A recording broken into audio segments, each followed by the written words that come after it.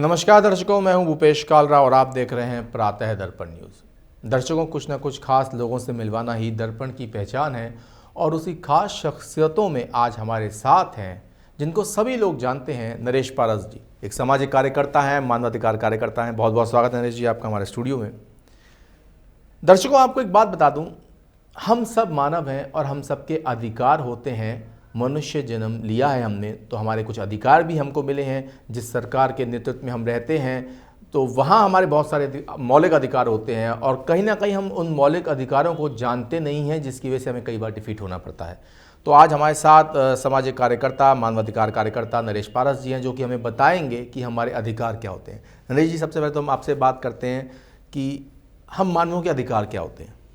जी देखिए, जैसे अगर ह्यूमन राइट्स की अगर हम बात करें तो जब बच्चा गर्भ में होता है, जब पहली बार जब गर्भ धारण महिला करती है, तो अगर बच्चा गर्भ में है तो उसी समय से उसके मानवाधिकारों का जन्म होता है। और जब वो माँ है तो उस बच्चे की पूरी देखभाल, उस बच्चे का रखरखाव, जो भी उसको जो बेसिक ज़रूरत हैं, उस सारी ज़रूरतों की पूर्ति के लिए वो उसके मौलिक अधिकार बन जाते हैं, ह्यूमन राइट्स बन जाते हैं। उसकी संरक्षण करना उसके पिता की जिम्मेदारी होती है। जब वो जन्म लेता है बच्चा, तो जैसे ही समाज में जब आता है तो जब उसको बच्चे से लेके जवानी तक जब वो समाज में रहता है तो वो उसके अपने मौलिक अधिकार बन जाते हैं। वो जीवन जीने का अधिकार है, स्वतंत्रता का अधिकार है, राइट टू स्पीक है, वो खुद बोल सकता है, उसको कोई रोक नहीं सकता। तो इस तरह से तमाम उनके मौलिक अधिकार हैं, मानवाधिकार हैं, जिनकी वजह से वो जीवित रहता है। और इसके संरक्षण के लिए जो उसका गार्जियन है, चाहे वो परिवार के रूप में हो, चाहे वो सरकार के रूप में हो, प्रशासन के रूप में हो, वो उनका गार्जियन होता है और उनके मौलिक अधिकारों के संरक्षण की जिम्मेदारी उनकी होती है। आपने अभी बताया कि मौलिक संरक्षण की जिम्मेदारी उसके परिवार की होती है, उसके समाज की होती है, उसके शासन प्रशासन और सरकार की होती है। लेकिन अभी देखने में आ रहा है काफ़ी समय से जो कि किसान ये इतनी बातें उठा रहे हैं, पर उनके जो मौलिक अधिकार हैं वो अपनी बात ही रख रहे हैं, लेकिन उनके साथ बड़ी दुर्भाग्यपूर्ण घटनाएं घट रही हैं। इसके बारे में आप क्या कहेंगे? देखिए, अगर हम बात करें किसान आंदोलन की, तो ये संविधान ने भी अधिकार दिया है कि आप अभिव्यक्ति का अधिकार जिसे हम बोलते हैं, आप अपनी बात को कहने के लिए स्वतंत्र हैं। किसी भी क्योंकि भारत लोकतांत्रिक देश है, यहाँ पर हर आदमी को, हर व्यक्ति को अपनी बात कहने का अधिकार है, चाहे वो मंच के माध्यम से कहे या ज़मीन के माध्यम से कहे। तो वो अपना अधिकार कह सकता है। और जब वो अपनी मांग कर रहे हैं, क्योंकि विपक्ष पक्ष ये सारी चीज़ें हैं, तो वहाँ पर जब सरकारें होती हैं तो उसका विपक्ष भी रहता है, विपक्ष को भी अधिकार रहता है कि अगर वो सत्ता पक्ष अगर कुछ कर रहा है तो उसके विरोध में बोले। तो ये सारी चीज़ें हैं। तो अगर किसान किसी मुद्दे को लेकर आंदोलन कर रहे हैं और वो अपनी बात को कहना चाह रहे हैं, तो इसमें कोई दुराय नहीं है और वो अपनी बात कह सकते हैं। स्वतंत्रता का अधिकार सबको है, चाहे वो मंच से कहें या फिर आंदोलन से करके कहें।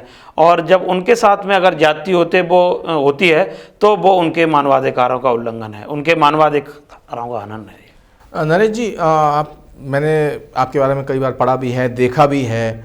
आपने कई लोगों को रेस्क्यू ऑपरेशन के द्वारा बचाया भी है, और जो बहुत से छोटे छोटे बच्चे थे जो भीख मांगते थे किसी कारणों से, उनको आपने वहाँ से हटा के और एक अच्छी शिक्षा पद्धति में उनको लेके आए, उनको शिक्षित कर रहे हैं। वो कई लोग तो अब मेरे ख्याल से 10th के पेपर भी दे रहे हैं। तो उस बारे में आप हमारे दर्शकों को कुछ बताइए। देखिए, एक प्रयोग मैंने 7 साल पहले किया था। जो बच्चे जो भीख मांगते हैं सड़कों पर, उन बच्चों को मैंने वॉच किया। वॉच करने के बाद मैं उन बच्चों से मैंने बात की, मैंने उनको समझाने का प्रयास किया कि आप भीख मत मांगिए। तो लेकिन मेरी बात को अनसुना कर दिया गया। और मुझे आज भी ध्यान है, जब मैं संजय चौराहे पर एक 8 साल के बच्चे से कह रहा था कि आप भीख मत मांगिए और मैं आपका स्कूल में दाखिला कराऊंगा, तो बच्चा कुछ कहना चाह रहा था, लेकिन उसकी बहन ने उसे चुप करा दिया। मैं उसके पीछे गया तो उसकी बहन ने मुझसे कहा कि आप भाई से बात मत करिए और आप जाइए अपना काम करिए। तो मैंने कहा मैं इसको स्कूल में भर्ती कराना चाहता हूँ। तो उसने कहा कि हम बच्चे को भर्ती नहीं कराना चाहते हैं, आप जाइए और अपना काम करिए।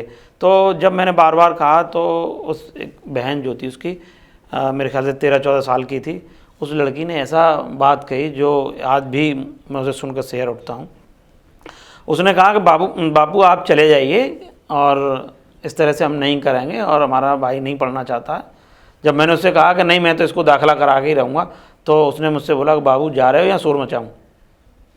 अच्छा। तो एक 13 साल की लड़की इतनी ट्रेंड है कि वो ये कह रही है कि मैं अगर शोर मचा दूंगी तो पब्लिक आ जाएगी, पुलिस आ जाएगी और इनका अहित हो सकता है। तो मतलब वो भीख के कारोबार में इतनी लिप्त थी। आखिर वजह क्या थी? वजह ये थी कि उनके ऊपर कोई ऑब्जर्वर था जो उनको वॉच कर रहा था। हिदायत दी गई थी कि कोई व्यक्ति बात करने की कोशिश कर रहा था तो आप उससे बात मत करें। तो कहीं ना कहीं क्या पूरा नेटवर्क है? हाँ, इसमें भिक्षावृत्ति के मामले में अगर हम देखें तो जो भीख मांगने वाले हैं तो उनके पीछे भीख मंगवाने वाले भी होते हैं। ये पूरा का पूरा एक नेटवर्क के रूप में काम करता है। इसको मैंने कई बार भ्रष्ट भी किया है और कई ऐसे गैंग तक मैं पहुंचा हूं जो कि यूपी में एक बड़े नेटवर्क के रूप में अपना चलाते हैं।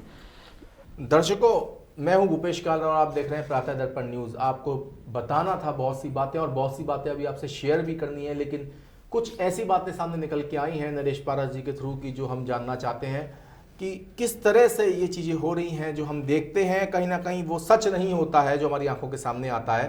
पर नरेश जी, इन लोगों से आप जब मिले तो किस तरह से आपकी जर्नी रही, किस तरह से आपने इस नेटवर्क से उन बच्चों को हटा के उनको शिक्षा की तरफ लेके गए, कैसा रहा ये पूरा सफर? देखिए, इसमें ये रहा कि एक नेटवर्क था जो पूरे यूपी में उस समय था कि 52 जिलों में उसका नेटवर्क था। 52 जिलों में भीख का कारोबार चलता था। यूपी में जहाँ भी जिस जिले में बड़ा धार्मिक मेला होता था उसका भीख का ठेका उसी गैंग के माध्यम से उठाया जाता था। तो वो यहाँ जैसे आगरा में रहता था, आगरा में अगर कोई काम कराता है तो मथुरा के लोगों से भीख मंगवाता था, मथुरा में करवाना है तो आगरा के लोगों से भीख मंगवाता था। तो आगरा से लेकर मथुरा तक मैंने उनको वॉच किया। मैं वहाँ गया, उनको देखा और उस कम्युनिटी को पैसे से भी दबाया जाता था और जो उस कम्युनिटी की महिलाएं थीं, भीख न मांगने पर दूसरी कम्युनिटी के पुरुषों पर रेप के आरोप भी लगवाए जाते थे। तो अगर मोटा मोटा तौर पर कहें तो उस छोटी सी कम्युनिटी में सबसे ज़्यादा रेपिस्ट होते थे। तो वहाँ तक मैं पहुँचा और भीख न मांगने पर इतनी बुरी बुरी यातनाएं दे दी जाती थी कि भीख न मांगने पर किसी बच्चे ने मना कर दिया तो उसके ऊपर गर्म पानी डाल दिया, जला दिया उसे, किसी का पैर काट दिया। लड़कियों को, जो 13-14 साल की लड़कियां थी जिनसे भीख मंगवाई जाती थी, उन लड़कियों ने स्वीकार किया। आज भी मेरे पास उनके वीडियो स्टेटमेंट हैं। लड़कियों से दिन में भीख मंगवाई जाती थी और शाम को उनका शोषण होता था। गर्म न ठहरे इसलिए उनको मालाडी गोलियां खिलाई जाती थी। ये नेटवर्क था। तो यहाँ से लेकर मैंने मथुरा तक उस नेटवर्क को सर्च किया और चाहे वो बाल आयोग हो, मानवाधिकार आयोग हो, उनको लेकर मैंने सारा एडवोकेसी की। मैंने उन परिवारों को समझाया। परिवार वाले बोले कि हम चाहते तो नहीं हैं, कोई भी नहीं चाहता कि हमारा बच्चा भीख मांगे, लेकिन हमारे ऊपर दबाव रहता है जिसके चलते हमें भीख मांगनी पड़ती है। परिवार वालों ने मुख्यालय में प्रदर्शन किया, एसएसपी के सामने गए, डीएम के सामने गए, बोले साहब अब हम अपने बच्चों से भीख नहीं मंगवाते, हम नहीं मंगवाना चाहते, हमें आज़ाद कराइए। लेकिन उस पूरे मामले में न तो मुकदमा दर्ज हुआ, न पुलिस ने कोई एक्शन लिया। हालांकि फिर कोर्ट की शरण ली, कोर्ट में 156(3) में मुकदमा दर्ज हुआ।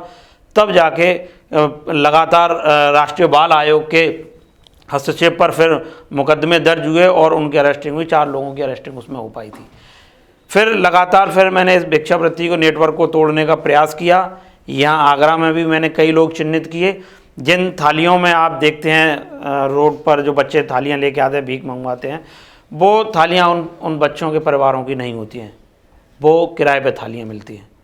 ये बच्चों से जब मैंने बात की तो निकल के आया 5 रुपए की एक थाली मिलती है, उसमें भगवान की फ़ोटो होती है और वो भगवान की फ़ोटो भी दिन के हिसाब से बदलती है। सोमवार को आप लेंगे तो शिव जी का मिलेगा, मंगलवार को हनुमान जी मिलेंगे, बृहस्पतिवार को साईं बाबा मिलेंगे, शनिवार को शनिदेव मिलेंगे। तो जब बच्चों से बातचीत की तो बच्चों ने बताया कि ये हमें 5 रुपए की एक थाली मिलती है, अगर 3 थाली हम लेते हैं तो 3 रुपये का डिस्काउंट मिलता है, यानी कि 12 रुपये की। तो ये सारा नेटवर्क है जिस पर मैं काम कर रहा हूँ। और फिर मैं धीरे धीरे करके उस कम्युनिटी तक पहुँचा, उनसे मैंने बातचीत करना शुरू किया, पढ़ाई लिखाई की बात की। तो एक परिवार था, उसने मुझसे कहा कि ठीक है मैं अपने बच्चों को पढ़ा दूँगा। मैं उनके 3 बच्चों को लेके स्कूल में दाखिला कराने के लिए गया तो हेडमास्टर थे, उन्होंने कह दिया कि नहीं साहब ये बच्चे गंदे हैं और हम इनको दाखिला नहीं देंगे।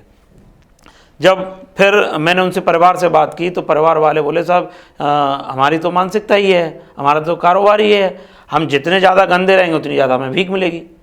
तो हम सफाई चाहते ही नहीं हैं, लेकिन उनकी मानसिकता को तोड़ना था। मैंने खुद उन बच्चों को हैंडपम्प चला के उनको नहलाया, उनकी गंदगी साफ़ की, कंघा करके मैं स्कूल ले गया। वहाँ ले गया तो स्कूल में फिर आड़े आया तो हेडमास्टर साहब बोले कि इनकी जाति क्या है, अब जाति बताइए, जाति होगी तब इनका दाखिला मिलेगा। जाति प्रमाण पत्र नहीं थे, फिर उनका दाखिला नहीं मिल पाया। तो फिर उसके लिए फिर मैंने लिखा पढ़ी की तो लेकिन कहीं किसी से रेस्पॉन्स नहीं मिला। अंत में मैं DIS ऑफिस के बाहर पार्किंग में फ़र्श बिछा के इन बच्चों को पढ़ाना शुरू कर दिया मैंने। तब भी मेरे ऊपर प्रेशर आया कि आप ये छोड़ दीजिए, लेकिन मैं लगातार लगा रहा और एक बड़े आंदोलन के बाद मैं उन 33 बच्चों का वहाँ से दाखिला हुआ। आज वहाँ से उस झुग्गी झोंपड़ी से करीब 60 से 70 बच्चे पढ़ने जाते हैं और उनमें से एक बच्चा इस बार 10वीं में है, उसका इंटर कॉलेज में मैंने दाखिला कराया था, आज वो 10वीं की परीक्षा देगा। तो ये एक प्रयोग था जो सफल हुआ, जहाँ जिन थालियों में भीख मांगते थे वो, या फिर जिस कटोरे में वो भीख मांगते थे, आज उस कटोरे में वो मिड डे मील की खीर खा रहे हैं। दर्शकों, एक बहुत ही बड़ी बात किसी ने कही थी कि अगर आपको समाज में कुछ परिवर्तन लाना है तो कांटे तो सहने ही पड़ेंगे। नरेश जी, बहुत अच्छी आपने एक बात बताई कि जिस कटोरी में वो लोग भीख मांगते थे उस कटोरी में आज मिड डे मील खा रहे हैं, और भगवान करेगा कि वो आगे भी बढ़ेंगे। लेकिन इस जर्नी के बीच में आपको कई तरह के प्रलोभन, आपको धमकियां भी मिली होंगी, और कहीं ना कहीं ये बातें तो होती हैं, जग जाहिर है। लेकिन आखिर ऐसा क्या हुआ आपका, अगर हम जीवन के बारे में जाने हैं, आखिर ऐसा क्या हुआ कि आप इस तरह आपका रुझान आया कि मुझे कुछ ऐसी समाज सेवा करनी है? देखिए, रुझान तो ऐसा है कि मैं शुरू से ही ऐसे मुद्दों पर मैं काम करने का मेरा प्रयास था कि कुछ लोगों की मदद की जाए, मदद का सिलसिला शुरू हो। तो एक बार हुआ ऐसा था कि एक लड़की के बारे में मुझे जानकारी मिली थी कि नारी संरक्षण गृह में वो बिना किसी जुर्म के पिछले 9 सालों से सज़ा काट रही है। सुनने में बड़ा अजीब लगा, भारत जैसे देश में कोई भी बिना जुर्म के कैसे सज़ा काट सकता है? आज़ाद भारत में जी कैसे काट सकता है? तो एकदम मुझे पहले लगा कि नहीं, ऐसा तो नहीं हो सकता है। लेकिन जब मैंने उस लड़की के बारे में जानकारी की तो ये बात बिल्कुल सच साबित हुई। RTI में जवाब मिला कि ये लड़की घर से लावारिस अवस्था में निकल आई थी, लावारिस अवस्था में रोड पर घूमती हुई मिली। SDM के सामने पेश किया, SDM ने इसको नारी निकेतन में रख दिया। हवाला दिया गया कि नैतिक संकट के आधार पर इसको रखा गया। भारत में नैतिक संकट ऐसा कौन सा जुर्म है जिसकी सज़ा 1 साल नहीं, 2 साल नहीं, आजीवन हो रही है? 9 साल तो उस लड़की को बीत चुके थे, 9 साल उसे हो चुके थे जो जेल में सलाखों के पीछे थी। वो 9 साल से जेल में सलाखों के पीछे थी और अभी उसे कितनी सज़ा और भुगतनी थी इसका कोई अंदाज़ा नहीं था। अनलिमिटेड सज़ा थी। तो उस लड़की, उसने कोई अपराध किया नहीं है, किया नहीं, सिर्फ लड़की अपना घर भटक कर वहाँ पहुँच गई, लावारिस हालत में मिली। उसको घर पहुँचाने के बजाय, एक नाबालिग लड़की को घर पहुँचाने के बजाय उन्होंने ऐसी जगह पर डाल दिया जहाँ सेक्स रैकेट में पकड़ी गई महिलाओं को रखा जाता है। देह व्यापार में लिप्त जो महिलाएं पकड़ी जाती हैं, ITP एक्ट वाली महिलाओं को नारी निकेतन में रखा जाता है। उन्हीं महिलाओं के बीच में एक 14 साल की लड़की को रख दिया गया और डाल के पूरा सिस्टम भूल गया।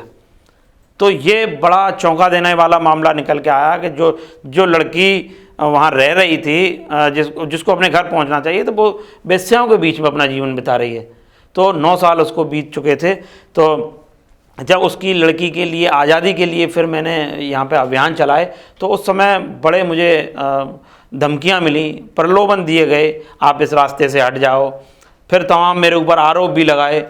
तो मेरा एक्सीडेंट कराने की भी धमकियां दी गई। पुलिस ने बुला के टॉर्चर किया कि आप सीधे सीधे, पुलिस बोलती थी कि आप मैडम के सामने से हट जाइए, लड़कियां और भी हैं, आप उस लड़की के पीछे क्यों पड़े हो? मैंने कहा ये लड़की बिना जुर्म की सज़ा काट रही है, इसको आज़ाद करा के ही मैं दम लूँगा। तो तमाम मेरे प्रयासों के बाद मैं और इनको धमकियों को मैं नज़रअंदाज करता गया और अंत में उस लड़की को मैंने यहाँ से निकलवाया, यहाँ से कानपुर महिला आश्रम भिजवाया जहाँ उसकी शादी हुई आज। और 2 साल के इस लंबे पीरियड में जब मैंने उसके लिए संघर्ष किया तो उसको वहाँ से एक लड़के के साथ में उसका विवाह करा दिया गया वो, और उसका भी जब जवाब आया मेरे पास आरटीआई से आया कि जिस लड़की को आपने भिजवाया था उसका सुखी वैवाहिक जीवन बिता रही है, उस लड़की की शादी करा दी गई है। तो ये एक बड़ा अपने आप में बड़ा संघर्ष था जिसके लिए जूझना पड़ा। जिस समय मैं उनसे कहता था कि ये गलत है, प्रशासन उल्टा मेरे ऊपर कहता था कि नहीं आप गलत कह रहे हो, मैडम ऐसी हो ही नहीं सकती, ऐसा हो ही नहीं सकता है। फिर उस पूरे मामला बाद में समय ज़रूर लगा, 10 साल उसको बीत गए, 10 साल तक उसके सारी चीज़ें निकलती रहीं और बाद में पता चला कि यहाँ से लड़कियों की खरीद फरोख्त होती है। लड़कियों की खरीद फरोख्त का मामला खुलासा हुआ, सुप्रिंटेंडेंट जेल भी गई, आज भी वो आजीवन कारावास सजा काट रही हैं। दर्शकों, एक संघर्ष भरी दास्तां है जिसको कि हम ब्रेक के बाद कंटिन्यू रखेंगे। समय हो चला एक ब्रेक का।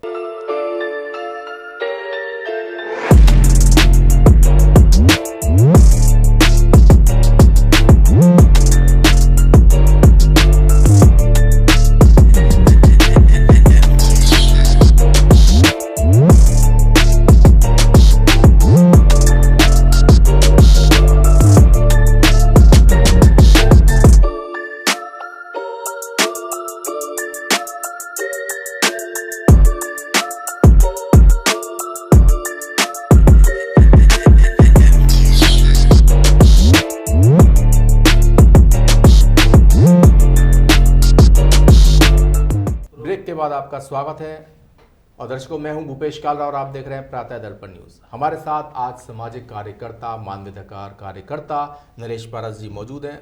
बहुत ही एक ऐसी आपने अपनी दास्तां बताई, एक संघर्ष वाली दास्तां बताई है। और दर्शकों, मैं आपको बता दूं, हम लोग एक अच्छे संपन्न परिवारों में रहते हैं, लेकिन हमको सच्चाई के धरातल का बिल्कुल भी पता नहीं है कि कितना कितना दुख झेल रहे हैं लोग, और उन दुखों को कम करने के लिए नरेश जी जैसे लोग हमारे साथ हैं।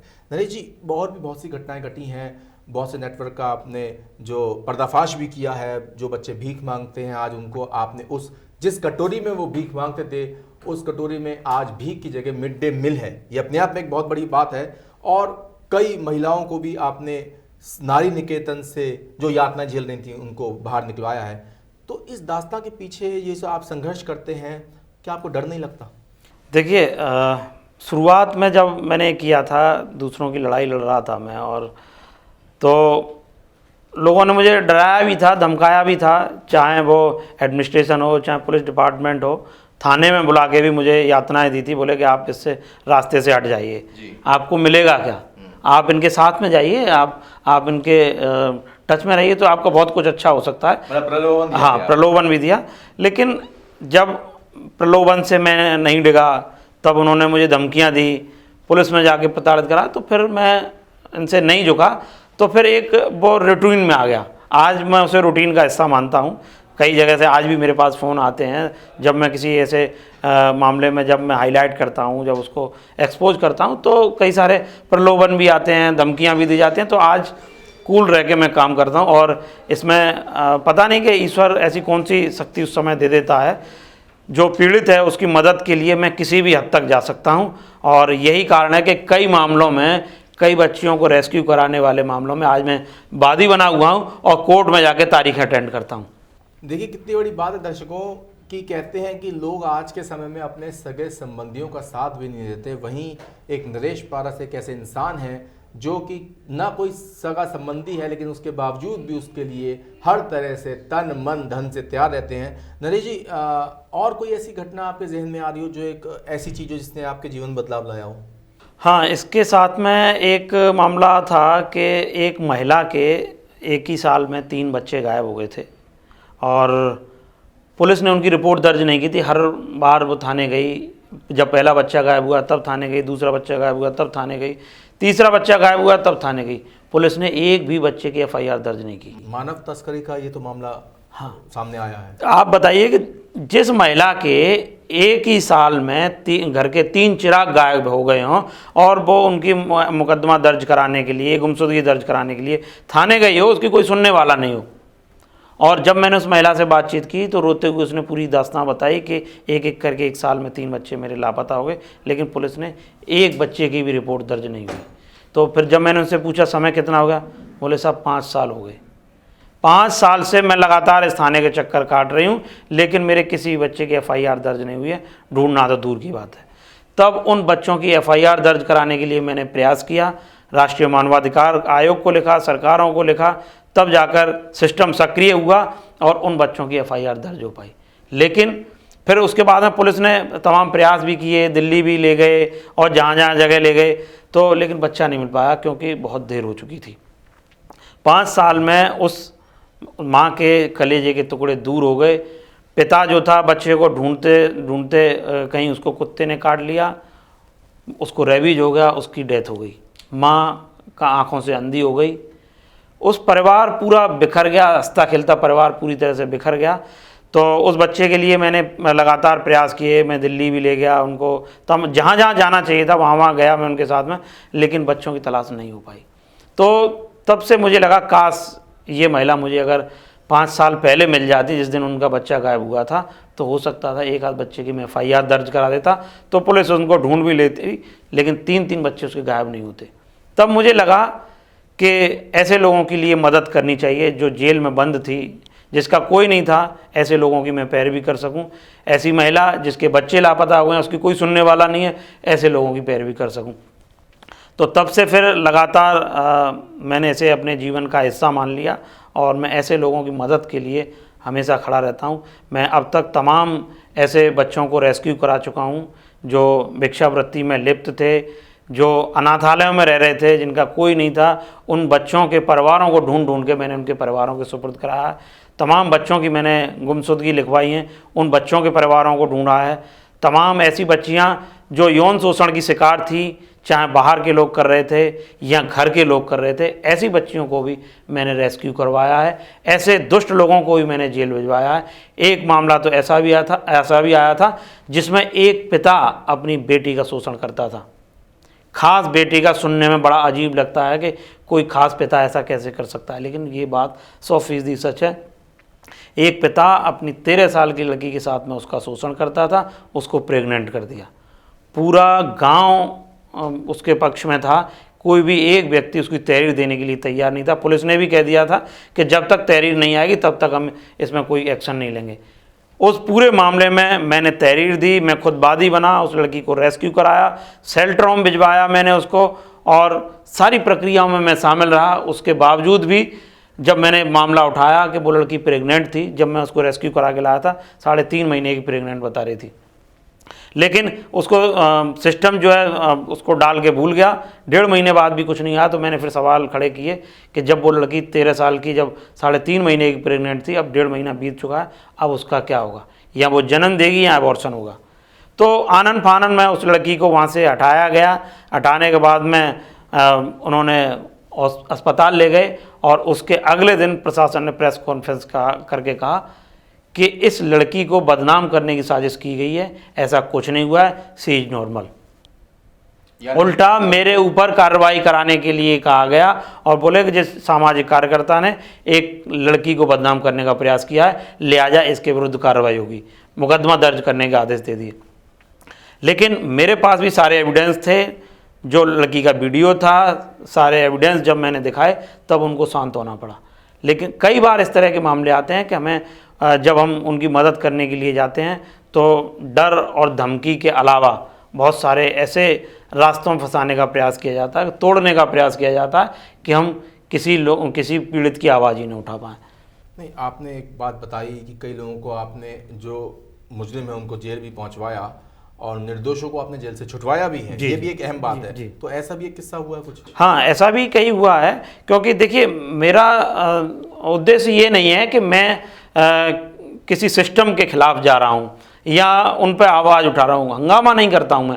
मैं उनको बताता हूँ कि आप में ये कमी है, उनके साथ में विकल्प भी देता हूँ, आप इसको ऐसे करिए तो इसका आप फ़ायदा उठा सकते हैं और जो समस्या है उसका समाधान हो सकता है।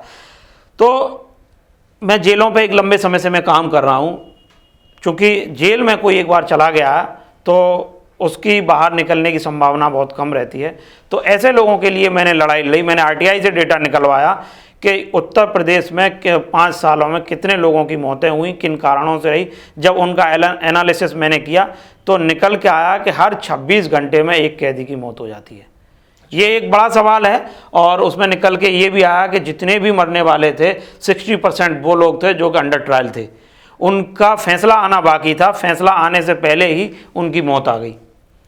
कई लोगों की उसमें पुलिस हिरासत में मौत हुई, कई लोगों ने दुखी होकर वहाँ पर आत्महत्या कर ली।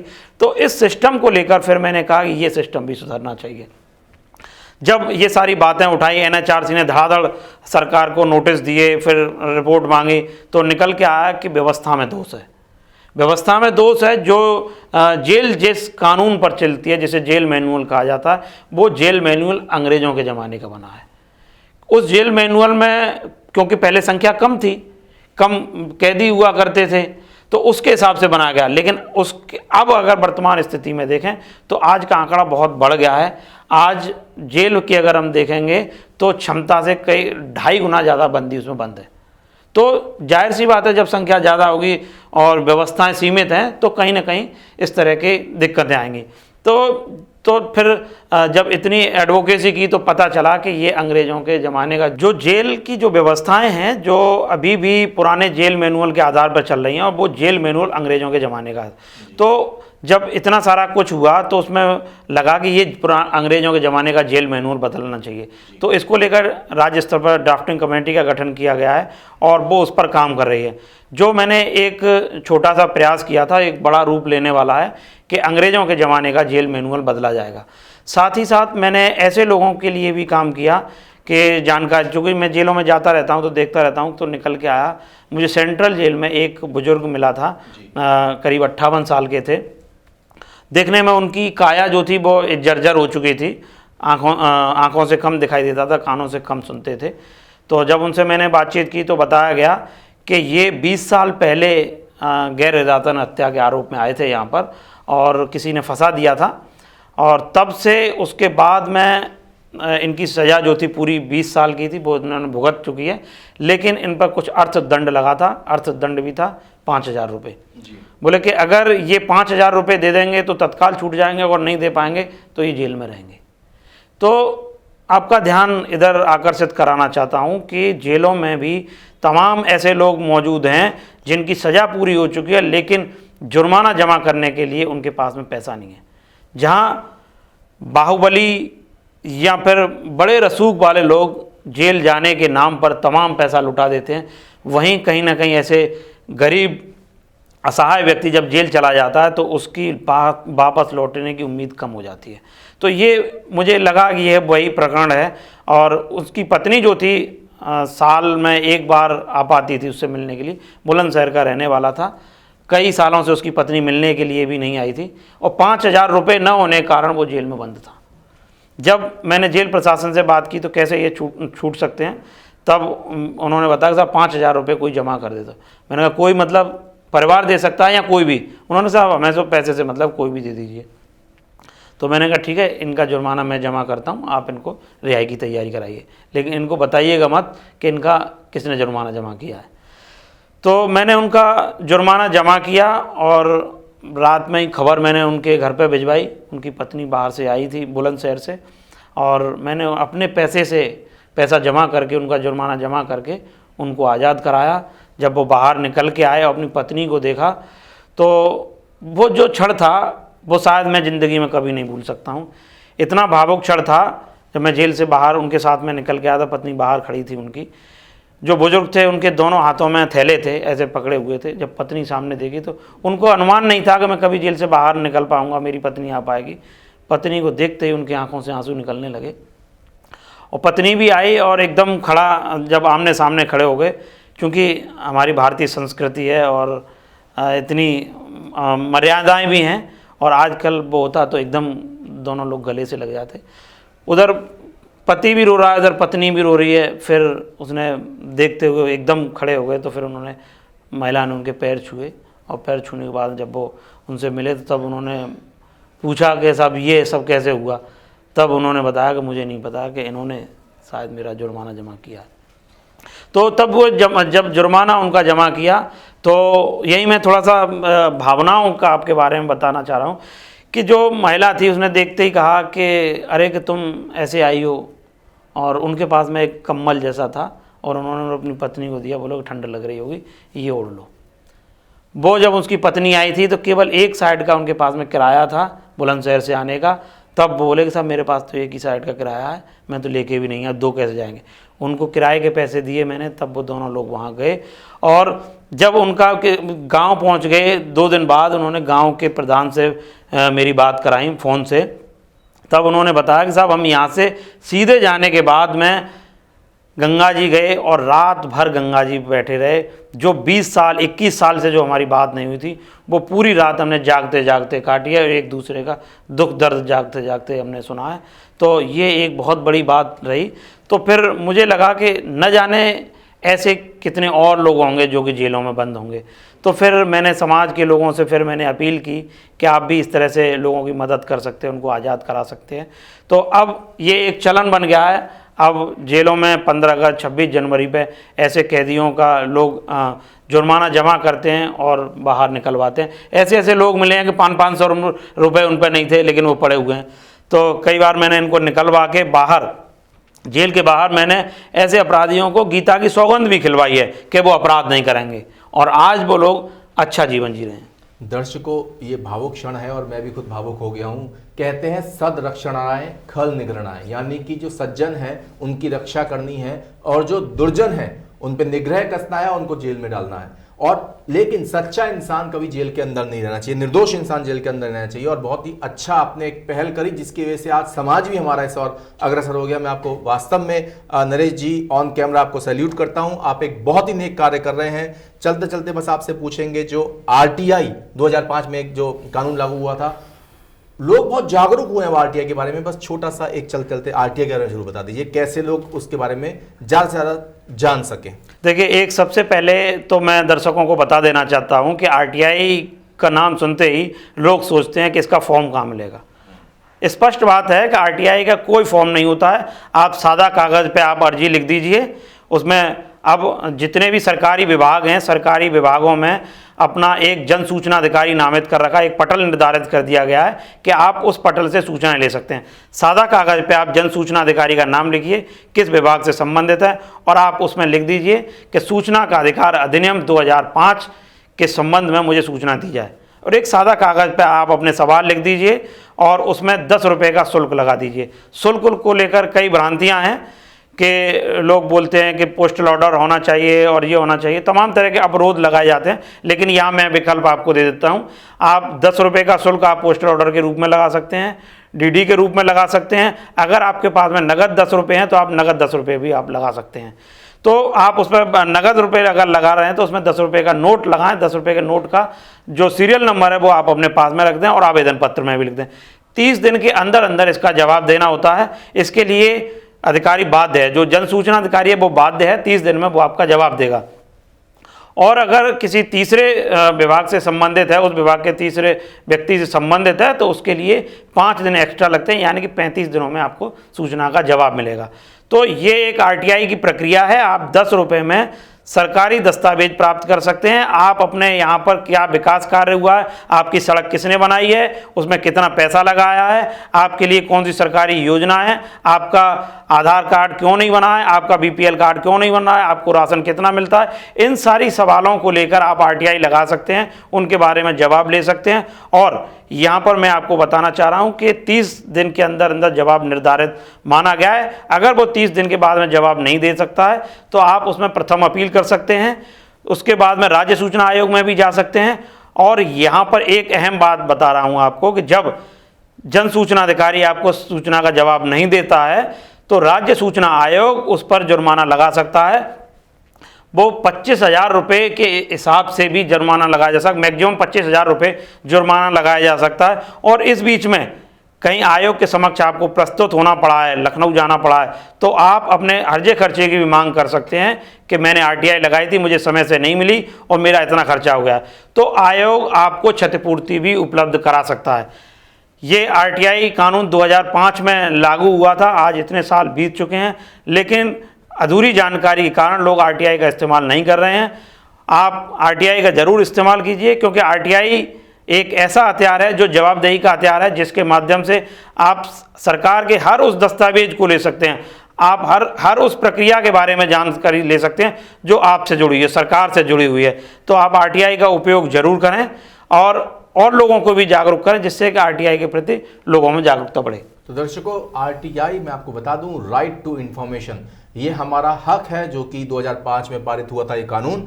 और बहुत ही अच्छी बात बताई नरेश जी ने कि हम कोई भी अगर हमें समस्या है, वो समस्या हमारे क्षेत्रीय पार्षद से लेके, क्षेत्रीय विधायक से लेके, राजनीतिक से लेके, या कोई भी गलियारों से लेके कोई भी समस्या है, तो आप उसके सरकारी दस्तावेज मांग सकते हैं, वो भी 30 दिन के अंदर अंदर उनको देना होता है। तो बहुत बहुत धन्यवाद नरेश जी, आज हमारे साथ जुड़े, बहुत सारी जानकारी दी, और वास्तव में आप एक ऐसा कार्य कर रहे हैं जो कहना चाहिए अतिशयोक्ति नहीं होगी कि देवतुल्य कार्य है। भगवान भी किसी को दर्शकों भेजता है, और कहते हैं कि पूजा करने वाले से ज्यादा सेवा करने वाले के हाथों को प्राथमिकता दी जाती है। बहुत बहुत धन्यवाद नरेश जी।